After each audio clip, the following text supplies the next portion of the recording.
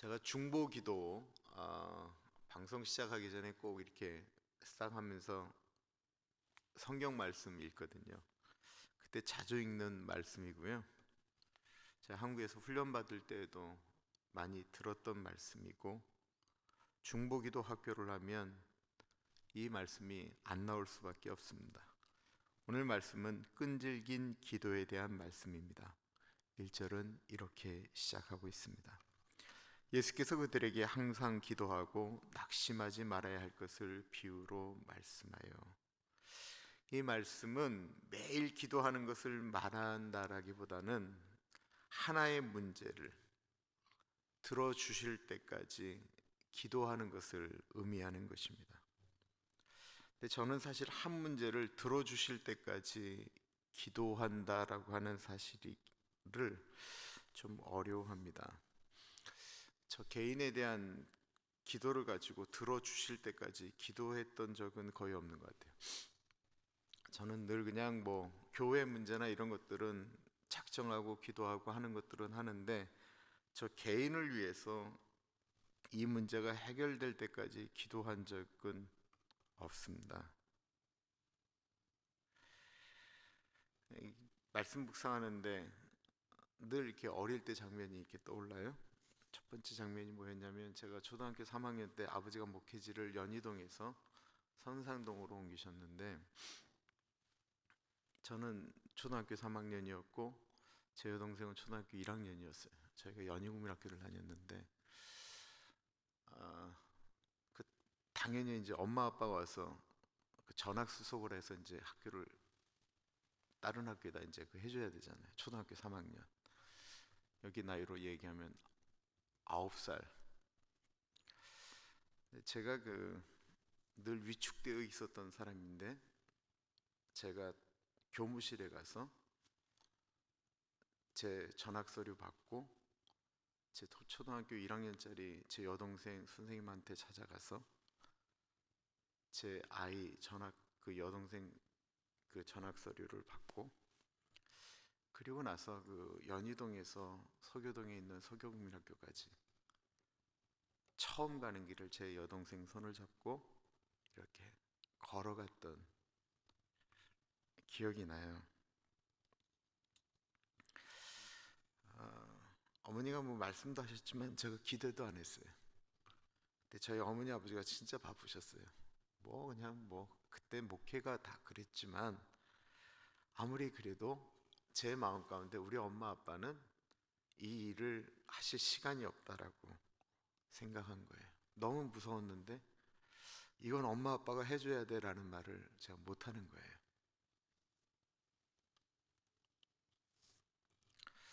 근데 그 장면이 이렇게 늘 떠오르면 너 잘했어가 아니고 늘 마음속에 이렇게 슬픔이 차는 일입니다. 그리고 또 요즘 제가 갱년기라서 그래요. 저에게는 그 장난 컴플렉스라는 것이 너무 큽니다. 부모님에게 무엇을 달라고 해본 적이 없어요. 신발이 떨어져도 엄마가 바꿔주시면 감사한 일이지 신발을 사달라고 해본 기억이 없습니다. 제 마음은 신발을 바꾸어 줬으면 참 좋겠는데 조르는 것이 안 되는 거예요. 제 막내 동생은 신발 떨어지면 엄마한테 당연히 얘기하고 엄마는 그것을 사주셨습니다. 저에게 있는 문제는 이야기해도 안 되는 상황인 줄 아니까 아예 미리 부탁을 안 하는 거예요. 그리고 제 마음에 있는 것은 부모님이 알아서 해줬으면 좋겠다라는 거예요. 교인이나 누구에게 대고 이렇게 지적하고 하는 것이 제가 힘든 이유는 내가 어릴 때부터 그렇게 훈련받았기 때문이 아닌가라는 생각도 참 들어요. 교회 교인이 신앙생활이 이 정도 됐으면, 교회 직분이 이랬으면 이거는 좀 마땅히 했으면 참 좋겠는데, 그거 이렇게 지적하고 이야기하는 것이 저한테 참 어려운 일입니다. 아마 그렇게 잘하신 어른들 참 많으실 거예요. 이게 좋은 점도 있고 나쁜 점이 있는데, 좋은 점은 그래서 내가 알아서 한다라는 거예요. 내가 하면 되지. 라는 게 어릴 때부터 그냥 익숙한 일이에요. 돈 없으면 내가 벌면 되지, 뭐 이런 거예요. 나쁜 점은 매달리지 않게 된다라는 것입니다. 하나님께도 제가 어떤 것을 매달려서 구하기보다는 하나님이 알아서 해주셨으면 좋겠다라는 마음이 늘 큽니다. 이게 늘 제 마음 가운데는 숙제 같은 것이었는데, 제가 다른 분들을 위해서 기도할 때는 진짜 악착같이 기도하거든요. 교회를 위해서 기도할 때도 내가 좀 악착같이 기도하는 편인데, 제 자신을 위해서는 내가 뭐 착해서가 아니고 그게 안 되는 거예요. 엄마에게 아버지에게 돈 달라고 하는 얘기를 고등학교 졸업할 때까지 해본 기억이 없어요. 진짜 없어요. 한 번도 돈 달라는 얘기를 한 적이 없어요. 뭐 주시지도 못할 것이다라고 생각했기 때문에. 그러다 보니까 하나님께 돈 달라고 하는 기도도 못 하겠어요. 결혼한 다음에 집사람이 그때는 이제 세브란스 병원 간호사였어요. 근데 얼마 안 돼서 제가 병원 그만두겠어요. 이 사람이 둘째를 낳고 좀 있다가 상황이 딱 그러니까 병원에 다시 나가겠다라는 거예요. 그러면서 뭐라고 얘기했냐면 아예 우유값이라도 벌겠다라는 거예요. 그 남자 자존심 굉장히 건드리는 얘기인데, 우유값? 알았어, 내가 볼게. 그리고 제가 한국에서 쓰리잡을 뛰었어요. 그리고 한국에서는 사모가 일하는 것이 목회적으로는 금지되어져 있습니다. 요즘은 좀 다르지만 미국에서도 집사람이 그 일을 하려고 일을 한 게 아니에요. 2006년도 되니까 교인들이 집사람 병원을 알아보고 어디 가서 트레이닝 받도록 했는데, 그게 저한테 굉장히 어려운 일이었어요. 집사람이 밤마다 그 영어로 뭘 얘기해야 되는 것에 악몽을 꾸는 것을 내가 봤기 때문에 그게 참 힘들었어요. 저는 그 목사님들이 그 이렇게 간증하는 것 중에 뭐 쌀이 떨어졌는데 그 다음날 하나님께 기도하고 왔더니만 뭐 문 앞에 쌀이 있었다, 누가 돈을 두고 갔다, 저는 그런 얘기 들으면 아주 죽기보다도 그런 얘기 듣기 싫습니다. 제가 그런 얘기를 들으면 어릴 때도 어떤 생각이 들었냐면, 하나님, 목사들은 그렇게 거지스럽게 살아야 됩니까? 그래야 됩니까? 그럼 제가 목회하면서 그냥 하나님께 그랬어요. 저는 하나님께 돈 달라는 얘기 안 합니다. 내가 돈 필요할 정도 돼서 하나님 앞에 기도해야 될 정도 되면 전 목회 그만두겠습니다. 그건 하나님 알아서 하세요.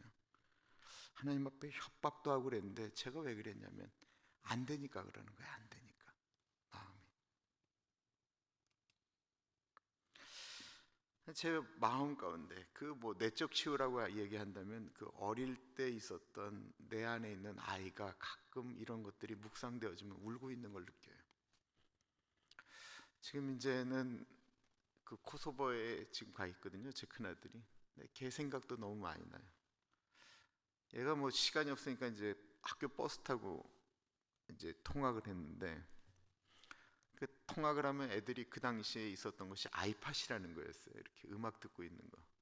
그러니까 애들이 다 역을 끼고 들어갔는데 우리 아이만 그게 없으니까 어느 날 아이가 그러는 거야. 자기가 돈을 모았어요. 걔도 나한테 사달라고 해봤자 안 되니까 지가 이제 돈을 모은 거예요. 그러나 이제 살라고 하니까 겁이 나니까 물어본 거예요.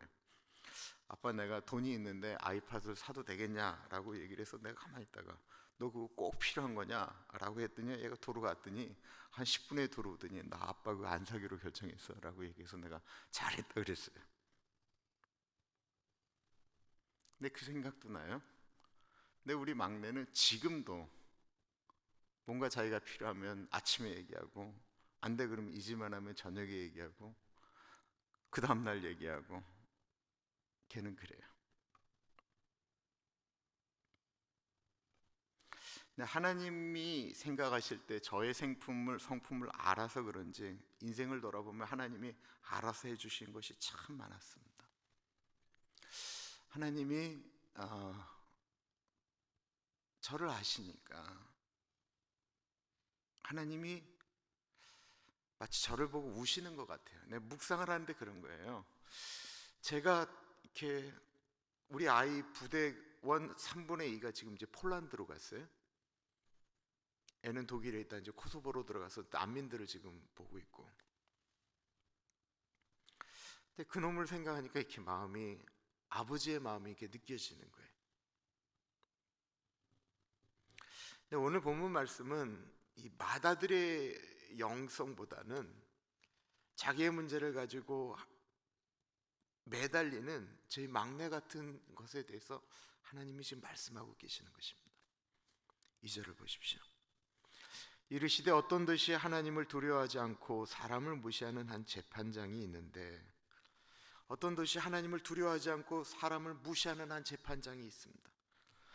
이것을 딱 예수님께서 말씀하실 때, 이거 예수님의 말씀이니까 사람들이 딱 바로 이해가 되는 거예요. 그 재판장은 분명히 로마 사람들에 의해서 임명된 이방 사람임에 틀림이었습니다.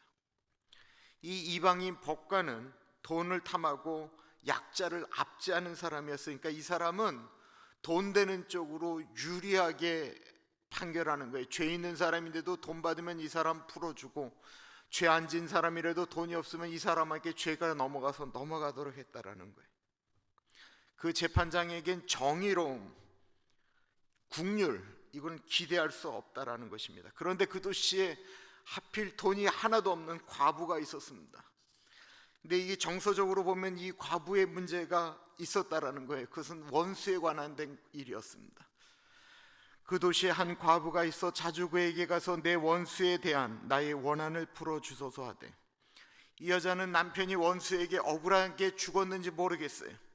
남편의 죽음으로 인해서 이 여자는 불행하게 되었습니다. 이것이 이 과부의 마음에 한이 맺힌 거예요. 자기가 남편을 잃은 것도 슬프고 억울하고, 그런데 그 원수가 버젓하게 죄 지었는데도 너무 잘 지내는 거예요. 자기는 너무나도 힘든데, 문제는 이 과부가 아무것도 없다라는 것입니다. 돈도 없고 아무 권세도 없습니다. 이 과부가 그 문제를 해결할 수 있는 방법은 공권력에 의지하는 거예요. 유일한 길은 재판장에게 부탁하는 것이었습니다. 재판장에게 찾아가서 내 원수에 대한 나의 원한을 풀어달라고 이야기를 하였습니다. 문제는 이 재판장이 돈을 원하는 사람이었다라는 거예요. 돈 없는 과부임을 알고 들은 척도 안 합니다. 자꾸만 오니까 밑에 있는 사람을 통해서 어떤 저런 거지 같은 여자가 자꾸만 여기 들어오게 하느냐고 내쫓았다라는 것입니다. 여인은 낙심이 되었습니다. 그러나 이 여인의 마음 가운데는 이 마음, 이 원한을 풀어주는 이것이 마음속에 풀어지지 않으면 자기가 살 수가 없는 거예요. 자기가 살 수 없으니까 또 찾아가는 거예요. 재판장을 찾아가서 또 부탁하는 거예요. 내 원수에 대한 이 마음을 좀 풀어주십시오. 이 원한을 풀어주세요. 그러자 재판장이 또 화를 내고 밑에 사람들을 불러서 내쫓았습니다. 과부가 포기할 만한데 이 과부가 그 밖에서 쫓겨난 채로 하루 종일 기다렸습니다. 그리고 재판장이 나오자 그 바지끄레기 잡고 또 이야기하는 것입니다. 내 원수에 대한 나의 원한을 좀 풀어주십시오. 안 들어주고 발길질하고 이 재판장이 갔습니다. 그러자 이 과부가 어떻게 하면 저분을 움직일 수 있을까? 지금부터 이제 상상하는 거예요. 재판장이 사는 집에 머리 풀고 가서 밤에 그 앞에서 슬피 울면서 얘기하는 거예요. 내 원수에 대한 나의 원한을 풀어주십시오 하고 엉엉 우는 거예요. 여자가 하늘 품으면 온유월에 서리가 내립니다. 이거 굉장히 성경적인 얘기예요. 이 불의한 재판장이 낮에도 힘들고 밤에도 힘들고 일을 할 수가 없어요. 퇴근 후 어느 음식점에 가서 뭘 좀 먹고 가려고 있으면 그 앞에 탁 나타나 있는 거예요. 내 원수에 대한 나의 원한을 좀 풀어주십시오. 이 재판장이 견디다 못해서 마침내 중대 결심을 하게 되죠. 4절과 5절입니다. 그가 얼마 동안 듣지 아니하다가 후에 속으로 생각하되 내가 하나님을 두려워하지 않고 사람을 무시하나 이 과부가 나를 번거롭게 하니 내가 그 원한을 풀어주리라. 그렇지 않으면 늘 와서 나를 괴롭게 하리라 하였느니라. 재판장이 과부의 원한을 풀어주고자 한 것은 과부 때문이 아닙니다. 자기 때문이에요. 자기 때문에. 이 재판장은 하나님도 두려워하지 아니하고 사람도 두려워하지 않았다고 했어요. 그 사람은 이 세상에 두려운 게 아무것도 없어요. 그런데 이 여자의 간청함은 두려웠어요. 이 여자 때문에 자기가 못 살겠다라는 거예요. 근데 이 사람은 불의한 사람이에요. 불의하고 하나님도 두려워하지 않고 사람도 두려워하지 않은데도 그 한 사람이 간청하는 것이 너무 끈질기니까 자기가 못 견디었다라는 거예요. 그러면서 예수님께서 하시고자 하는 말씀을 말씀하고 있습니다. 주께서 또 이르시되 불의한 재판장이 말한 것을 들으라. 하물며 하나님께서 그 밤낮 부르짖는 택하신 자들의 원한을 풀어주지 아니하시겠느냐? 그들에게 오래 참으시겠느냐? 내가 너희에게 이르노니 속히 그 원한을 풀어주시리라. 예수님은 불의한 재판장이라고 이야기를 하면서 그 불의한 재판장이 그 과부의 얘기를 들어주시는 것을 비교하면서 택하신 자들의 원한을 풀어주시지 않겠느냐라고 하면서 하나님의 마음을 비교하셨습니다. 재판장은 부의리하지만 하나님에 대해서 구약에서부터 쭉 말씀하시는 것은 하나님은 공의로우시다라는 것입니다. 이 재판장은 돈 있는 사람 좋아하고 힘없는 과부를 멸시하지만 하나님은 사람을 외모로 평가하지 않으신다라고 말씀하셨습니다. 재판장은 무정하고 무자비하였지만 하나님은 은혜와 긍휼이 풍성하신 분이다라고 성경은 말씀하고 있습니다. 이 불의한 재판장은 과부의 얘기를 듣고 무시하고 그의 마음을 전혀 이해하려고 하지 않았지만 하나님은 택하신 자들을 사랑하셔서 독생자를 보내주시기까지 사랑하셨습니다. 그러시면서 이 하나님께서 어찌 아들과 딸들의 밤낮으로 부르짖는 그 소리에 응답하지 아니하시겠느냐라고 말씀하셨습니다. 그리고 우리는 그 하나님을 가리켜 아버지라고 부릅니다. 그 너무 감동적인 것이 주기도문의 첫 구절 아니에요? 너희는 이렇게 기도하라. 하늘에 계신 우리 아버지요.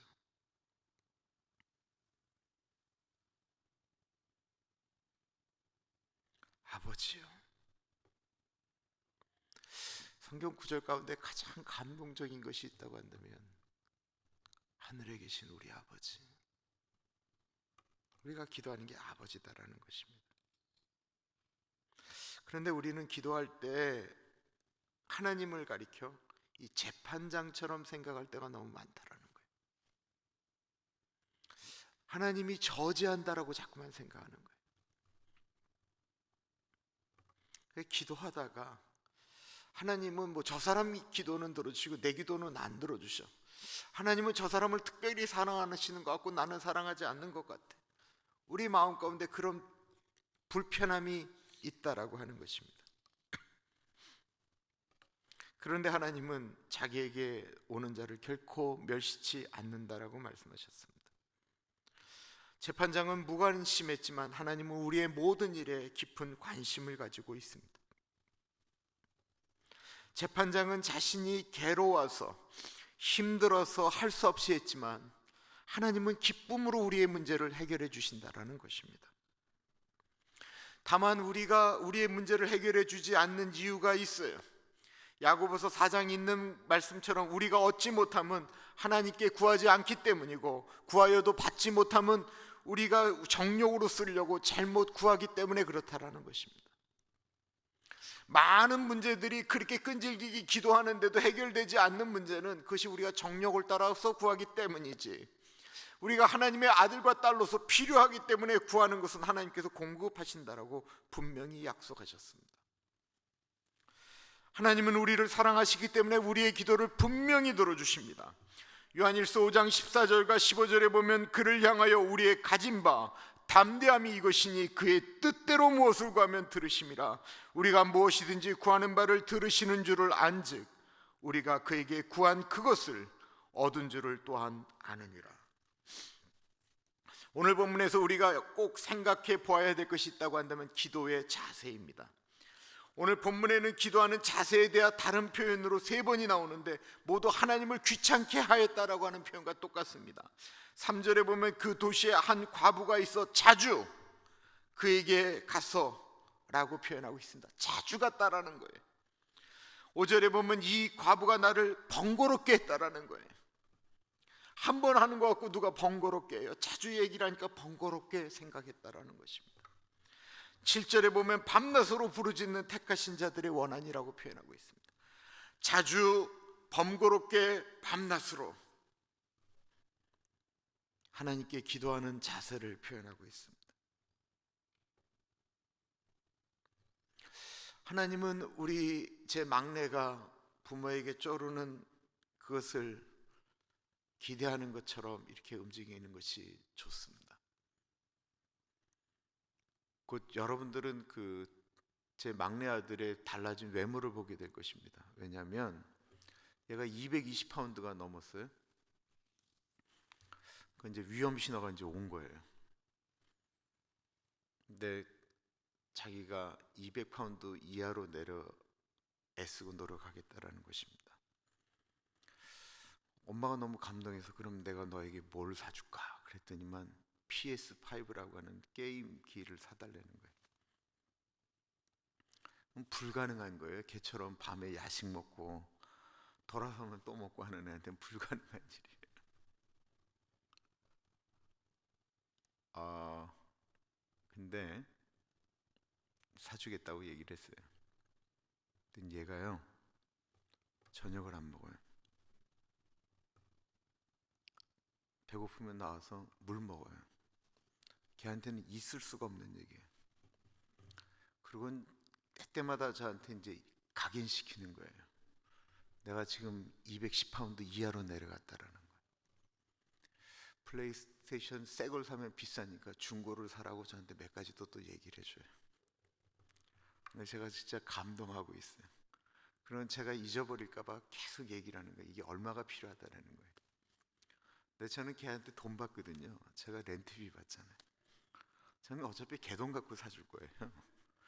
근데 걔는 그냥 때때마다 내가 잊어버릴까봐 때때마다 얘기를 하고 내가 눈치가 좀 안 좋은 것 같으면 엄마한테 각인시켜요.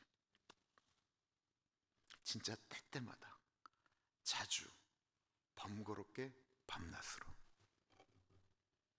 제 마음이 어땠냐면 집사람은 200파운드 이하로 내려가기 전에는 무조건 사주면 안 된다는 거예요. 근데 저는 벌써 마음이 다 무너졌어요. 애가 저녁을 안 먹는 게 너무 가슴이 아파요. 걔가 그러는 게 제 마음을 너무 힘들게 만드는 거예요. 저는 부모님께 기대하지 않았는데 걔는 기대하는 게 느껴져요. 제가 돈이 없으면 아르바이트를 해서라도 사줬을 것 같아요.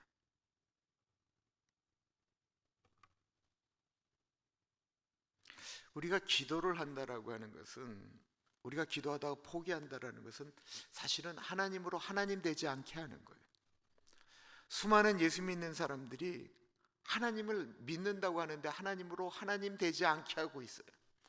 그건 뭐냐면 하나님께 기도하면서도 하나님이 이 기도 못 들어주신다라고 알고 생각을 하고 작정을 하고 기도하는 거예요. 하나님은 절대로 이 기도 못 들어주신다고 작정을 하고 기도하는 거예요. 하나님으로 아예 하나님이 안 되게 만드는 거예요. 우리가 기도한다라는 것은, 매달린다라는 것은 하나님으로 하나님 되게 하는 것입니다. 많은 사람들이 기도하면서 기대하지를 않습니다. 기대하지 않는 것은 믿음이 없기 때문에 그렇습니다. 제 막내 아들은 기대합니다. 부모에 대한 믿음입니다. 기도는 믿음으로 하는 것입니다. 8절 하반절에 보시면 그러나 인자가 올 때에 세상에서 믿음을 보겠느냐 이렇게 말씀하셨어요. 이 얘기는 그렇게 믿음을 가지고 기도하는 사람이 없다라는 거예요. 불의한 재판장도 자주 귀찮게 밤낮으로 오면 귀찮아서라도 그 일을 들어주는데 예수 믿는 사람들이 하나님께 기도하는데 그런 믿음을 갖고 기도하지를 않는다라는 거예요. 오죽하면 예수님이 이렇게 말씀하시겠어요? 인자가 올 때에 세상에서 믿음을 보겠느냐? 오죽하면 예수님이 이렇게 말씀하시겠냐고.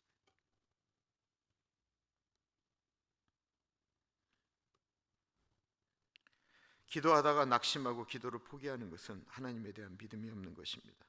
그리고 원수 마귀는 틈만 있으면 우리의 마음 가운데 회의와 불신을 심어 놓습니다. 기도는 시간 낭비라고 속삭입니다. 그러나 우리가 이런 사단의 속삭임을 물리치고 믿음으로 기도할 때 하나님 역사하십니다.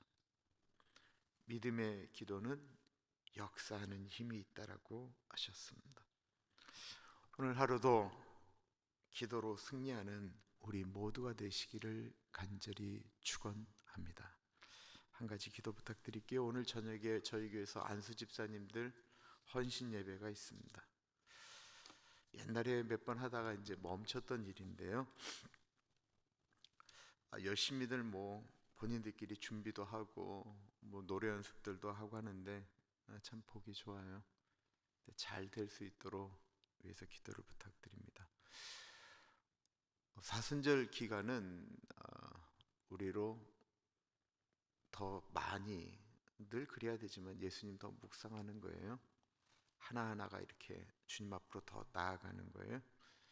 그런 시간 되어지고 내가 이렇게 기도하면서 작정하면서 주님께 나아가는 시간 되게 달라고. 우리 몇 가지 기도 제목을 가지고 같이 기도하겠습니다.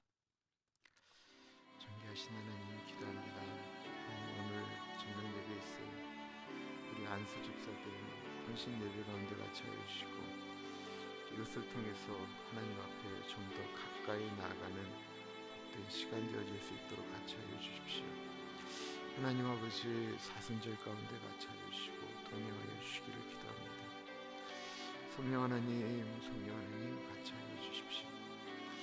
하나님 우리의 기도가 낙심하지 않게 하여 주시고 포기하지 않게 하시며 믿음의 경주를 해나가는 우리 모두가 되게 하여 주옵소서.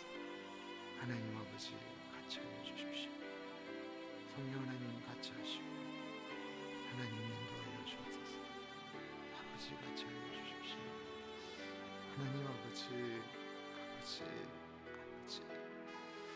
하나님 아버지 같이 하여 주옵소서. 주님 같이 하여 주옵소서. 주님 만져 주옵소서. 성령 하나님 만져 주옵소서. 존귀하신 하나님 아버지,